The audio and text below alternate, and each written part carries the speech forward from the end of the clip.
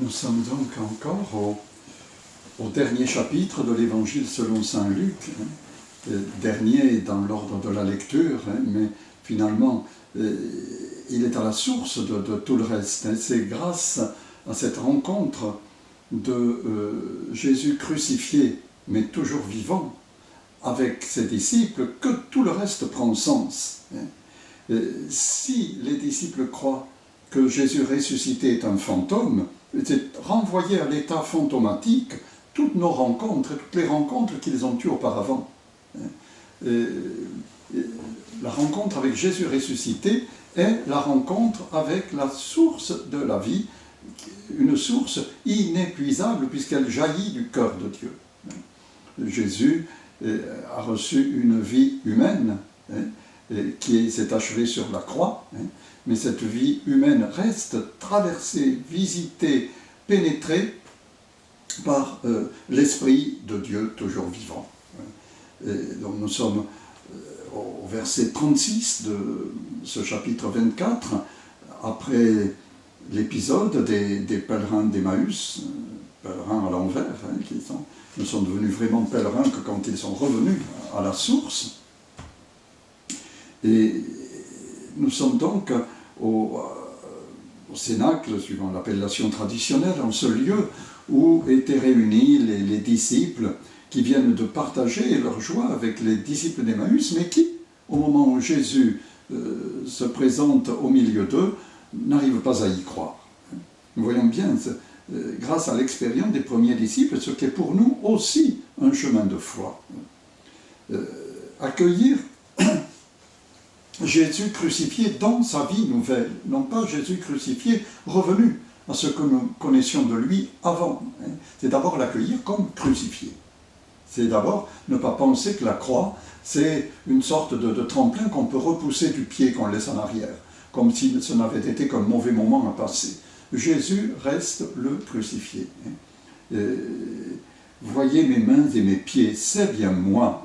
Nous ne pouvons le reconnaître qu'ainsi, en contemplant ses mains percées, ses pieds percés, en contemplant à travers lui toutes les blessures et toutes les morts, jusqu'aux plus anonymes, jusqu'aux plus ignorés.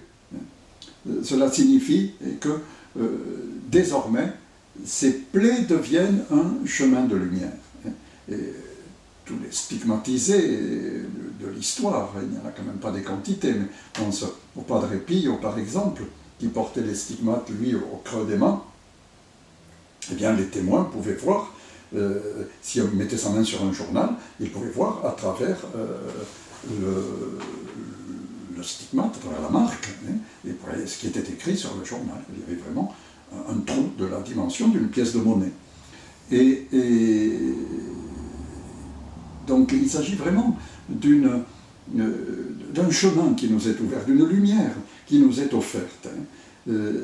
Ces souffrances qui ne devraient pas avoir lieu, parce que le Seigneur veut l'intégrité de sa créature, il ne veut pas qu'elle soit abîmée, il ne veut pas qu'elle soit violée, il ne veut pas qu'elle soit écrasée, il ne veut pas qu'elle soit tuée. C'est le péché, c'est le refus qui a laissé entrer la mort dans le monde. Eh bien le péché n'a pas le dernier mot. Le pardon ouvre les portes de la vie.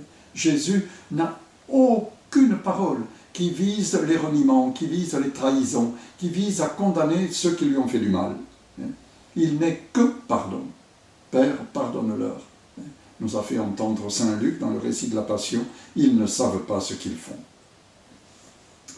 Si nous l'accueillons alors, qu'est-ce qu'il nous propose? Il nous propose de manger avec lui. Il leur montra ses mains et ses pieds. Et comme dans leur joie, ils se refusaient à croire et demeuraient ébahis. Au fond, c'est encore le même sentiment qui était celui de Pierre le matin quand il a découvert le tombeau vide. Il faut aller plus loin que ce premier étonnement. Il est beau parce qu'on pourrait vraiment vouloir oublier. Non, il permet de ne pas oublier. Mais encore faut-il aller plus loin.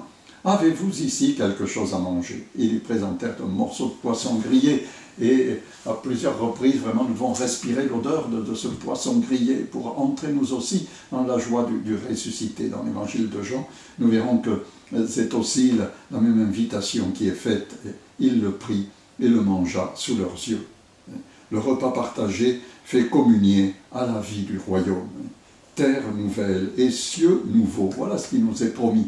Donc, quelquefois, nous pensons que nous irons au ciel, comme si la terre devait être oubliée. Non, Saint Pierre nous dit bien que ce qui nous est promis, c'est les cieux nouveaux et la terre nouvelle. Donc, le corps des réalités terrestres, la chair reste, mais elle est définitivement porteuse du Verbe. Elle n'est plus simplement de la viande, elle n'est plus simplement de la matière, elle est habitée par l'Esprit.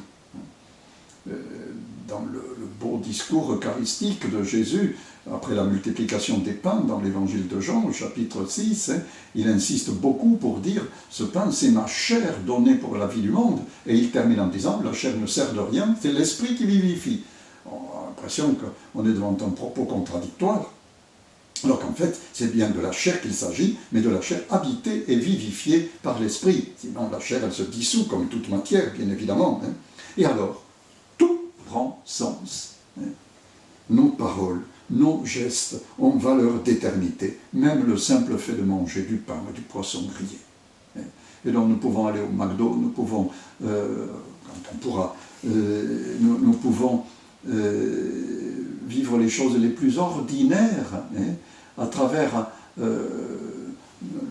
nos pauvretés, si elles sont offertes, si elles rejoignent les blessures de Jésus, tout est sanctifié, tout est ressuscité. Ainsi, la résurrection de Jésus n'est pas un événement comme les autres. J'ai déjà évoqué la réaction du cardinal Lustiger ayant découvert une 15e station au chemin de croix de Lourdes, et disant « mais non, ce n'est pas possible ». En effet, cette 15e station, si elle était au même niveau que les autres, elle pourrait dire bon, « ça y est, maintenant on oublie tout le reste, on est arrivé à la fin ».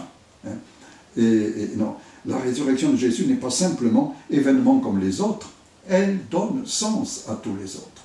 Elle ne nous fait pas oublier le reste, mais elle fait que le reste est illuminé. Les chutes, la sueur de sang, les crachats et les clous dans un organisme déjà abîmé, la tension extrême, la tétanie qui peut saisir le Christ sur la croix, eh bien, tout cela devient chemin de lumière et de vie. Voilà, c'est vous qui en êtes les témoins, dit Jésus. Il leur rappelle ce qu'il a rappelé aux disciples d'Emmaüs, à travers la loi de Moïse, les prophètes et les psaumes. Et il a dit, ainsi était-il écrit, que le Christ souffrirait et ressusciterait d'entre les morts le 3e jour, et qu'en son nom, le repentir en vue de la rémission des péchés serait proclamé à toutes les nations, à commencer par Jérusalem. C'est vous qui en êtes les témoins. Le repentir, c'est la teshuva, c'est le fait de revenir, c'est un retournement. Nous contemplerons Madeleine en train de se retourner au tombeau dans l'évangile de Jean. Et donc, c'est, si vous voulez, nous croyons que nous sommes à l'endroit, nous suivons nos idées, nous suivons les événements de nos vies, eh bien il faut que nous nous laissions retourner comme une chaussette, pour dire, c'est de l'autre côté. C'est de l'autre côté que nous pouvons comprendre. Quel est cet autre côté? C'est la rencontre de Jésus ressuscité. C'est de cela que vous êtes les témoins. Et désormais, les apôtres, ils n'auront plus peur. Bon, ils auront des peurs superficielles, bien évidemment, mais elles ne seront jamais définitives. Ils seront témoins de cet autre monde qui habite ce monde et qui l'éclaire de l'intérieur, qui le brûle, qui le purifie. À travers la souffrance offerte, le mal est vaincu par la force du pardon, par la miséricorde. Le monde alors peut commencer vraiment à partir de Jérusalem. C'est là que ça commence. Les Écritures ne sont plus une lettre morte de vieilles histoires. La Bible continue dans nos vies, par la puissance, la force d'en nous, l'Esprit de Jésus ressuscité, le souffle créateur, pour de bon. L'histoire a un sens venu d'en haut. C'est vous qui en êtes les témoins.